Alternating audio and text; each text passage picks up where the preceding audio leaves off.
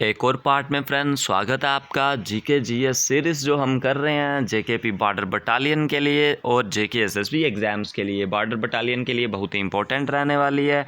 तो part number हमारा 8 है। टॉप क्वेश्चंस हम जीके के कर रहे हैं जो किसी ना किसी एग्ज़ाम में आए हैं और आपके भी एग्ज़ाम में आने के चांस हैं। पार्ट नंबर 8 है हमारा। तो चलिए स्टार्ट करते हैं आज की इस वीडियो को। तो जी आ जाएगा फ्रेंड्स आपका first question, the script of Indus valley was. तो इंडस वैली की स्क्रिप्ट कैसी थी? देसी, पिक्टोग्राफिक, ब्राह्मी या कारोस्ती?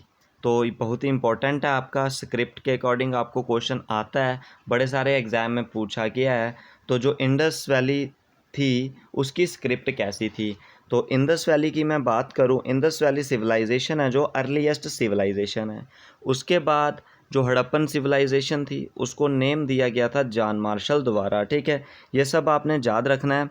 और जो इंडस पीपल थे उन्होंने सबसे पहले क्या प्रोड्यूस किया था? कॉटन जो प्रोड्यूस किया था। क्या प्रोड्यूस किया था? कॉटन प्रोड्यूस किया था। और ग्रीक में उसको क्या बोलते थे? सेंडॉन भी बोलते थे। उसके बाद यूनिकॉर्न जो इनके मोस्ट वर्शिप एनिमल थे। ठीक है, यूनिकॉर्न इनके मोस्ट वर्शिप एनिमल थे। और ट्री में इंडस वैली सिविलाइजेशन किसकी पूजा करते थे? पीपल की। और एनिमल में किसकी करते थे? बुल की। और वर्ड में किसकी करते थे? डव और पिजन की। इनकी ये वर्शिप करते थे। और वहाँ पे कोई भी जो एविडेंस है टेम्पल का फाउंड नहीं हुआ है इंडस वैली सिविलाइजेशन में।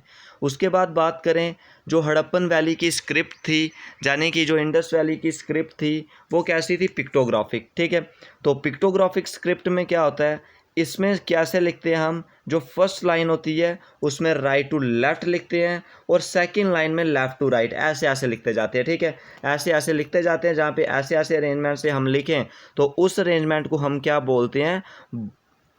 उस अरेंजमेंट को फ्रेंड्स हम बोलते हैं बस्ट्रोफिडॉन। ठीक है, बस्ट्रोफिडॉन भी बोलते हैं, BUSBOUSTROPHEDON। ठीक है, ये सब आपने याद रखना है। स्क्रिप्ट इसकी पिक्टोग्राफिक हो जाएगी।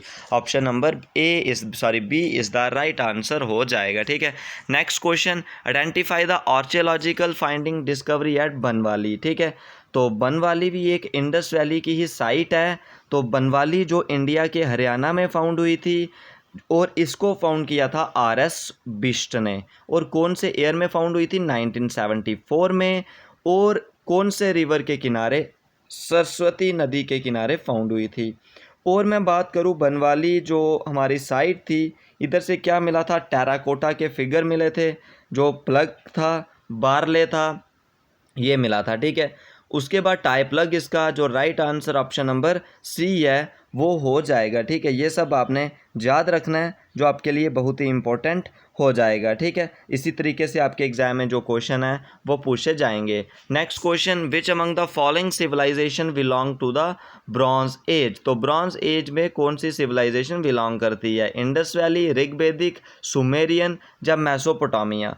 तो कौन से आपने बताना है जहाँ पे ब्रॉन्ज एज। ठीक है, तो इंडस वैली की बात करें जहाँ पे गोल्ड, सिल्वर, ब्रॉन्ज, लेड और कॉपर इनको नोन था, बट इनको जो आयरन था उस समय नोन नहीं था इंडस वैली पीपल को। तो इधर आपने बताना है कौन सी सिविलाइजेशन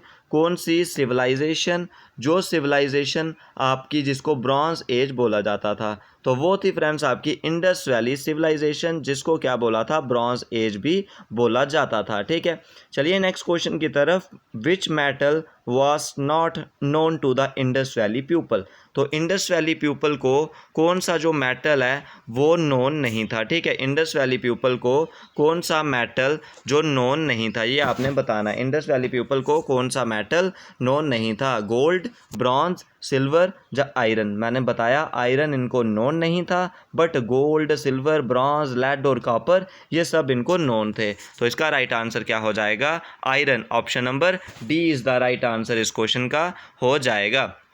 चलिए नेक्स्ट क्वेश्चन की तरफ। Name the largest Indus valley site of India.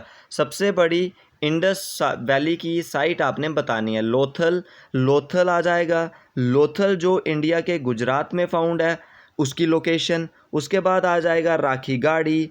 राखी गाड़ी के बाद मोहनजोदारो जो पाकिस्तान में है और हड़प्पा भी पाकिस्तान में है। तो इधर बताना है इंडस वैली सिविलाइजेशन की लार्जेस्ट वैली साइट जो इंडिया की आपने बतानी है। देखिए जिसमें से मोहनजोदारो और हड़प्पा आपकी कहाँ की हो जाती हैं, जो पाकिस्तान की हो जाती हैं। तो बाकी आपने बताना है इधर जो बाकी कौन सा इसका जो सही आंसर है वो हो जाएगा। ठीक है, इस क्वेश्चन का सही आंसर आपने बताना है। तो कौन सी जो लार्जेस्ट साइट हो जाती है इंडस वैली की। ठीक है, तो वो आपकी हो जाएगी फ्रेंड्स राखी गाड़ी। ठीक है, Rakhigarhi option number B is the right answer इस क्वेश्चन का हो जाएगा। चलिए नेक्स्ट क्वेश्चन की तरफ। Who excavated the Indus site of Harappan in the year of 1921।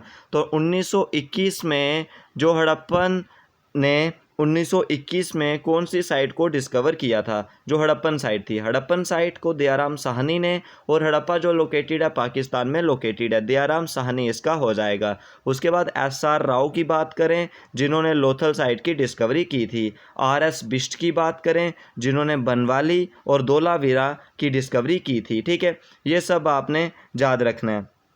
उसके बाद RD बैनर्जी ने मोहनजोदारो की डिस्कवरी की थी। यहाँ से आपके कितने क्वेश्चन जो क्लियर होते हुए आगे जा रहे हैं। ठीक है, तो चलिए नेक्स्ट क्वेश्चन की तरफ। जो नेक्स्ट क्वेश्चन आएगा, who said that the preamble is an identity card of our constitution. यानी कि जो प्रियम्बल है, जो कॉन्स्टिट्यूशन का प्रीफेस है, तो उसे identity card of Indian constitution का किसने बोला हुआ है।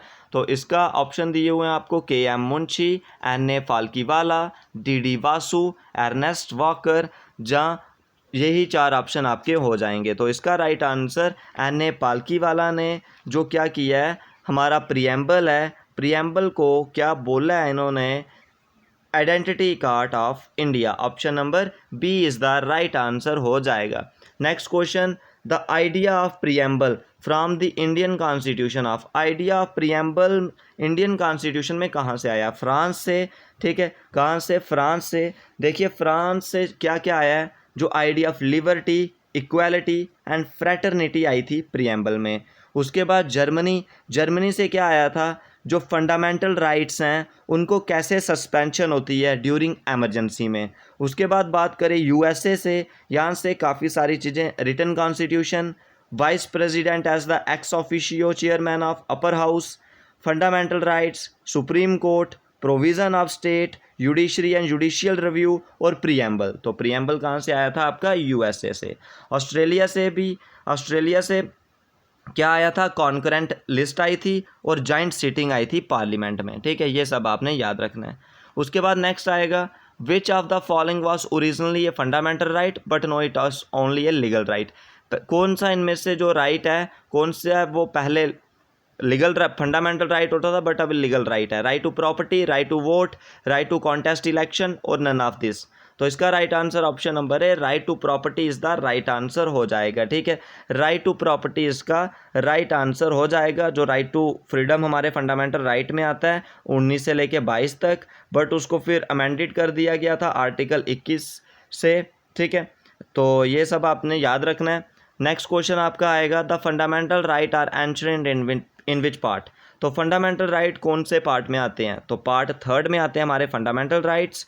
आर्टिकल 12 से लेके 35 तक हमारे 6 फंडामेंटल राइट्स आते हैं। Right to equality, right to freedom, right against exploitation, right to freedom of religion, cultural and educational right, right to constitutional remedies. 6 हमारे क्या आ जाते हैं, कॉन्स्टिट्यूशनल जो फंडामेंटल राइट्स आ जाते हैं। How many articles and schedule were present originally. जब बनाया गया था 26 नवंबर 1949 को, जब अडॉप्ट किया गया था कॉन्स्टिट्यूशन, तब उसमें कितने आर्टिकल थे, 395 आर्टिकल थे, 22 पार्ट थे और 8 शेड्यूल थे। ठीक है, ये सब आपने याद रखना है। The concept of single citizenship. तो सिंगल सिटीजनशिप का कॉन्सेप्ट कहाँ से लिया गया। सबसे पहले बात करें यूके की, यूके से क्या लिया गया है, रूल ऑफ लॉ लिया गया है, रिट्स ली गई हैं, पार्लियामेंट्री गवर्नमेंट ली गई है, बाइकैमरल गवर्नमेंट, CAG ऑफिस और सिंगल सिटीजनशिप। अमेरिका से मैंने आपको पहले भी बताया, written constitution, vice president as ex officio. और कनाडा से क्या लिखा गया है, कनाडा से क्या लिया गया है, जो डिस्ट्रीब्यूशन है पावर की सेंटर और स्टेट में। ठीक है, वो सब कनाडा से लिया गया है। और USSR से क्या लिया गया, फंडामेंटल ड्यूटीज़। USSR से क्या लिखा गया, लिया गया फंडामेंटल ड्यूटीज़ ली गई हैं। ठीक है, ये सब आपने याद रखना है, ठीक है। उसके बाद नेक्स्ट बात करें, जो नेक्स्ट आएगा, a galaxy of star is known as. तो गैलेक्सी ऑफ स्टार फ्रेंड्स हम किसे बोलते हैं, एक ग्रुप ऑफ स्टार किसे बोलते हैं, सारी गैलेक्सी को, यूनिवर्स को, सैटेलाइट को, प्लैनेट को। मैंने इसका आंसर भी आपको साथ साथ में ही बता दिया।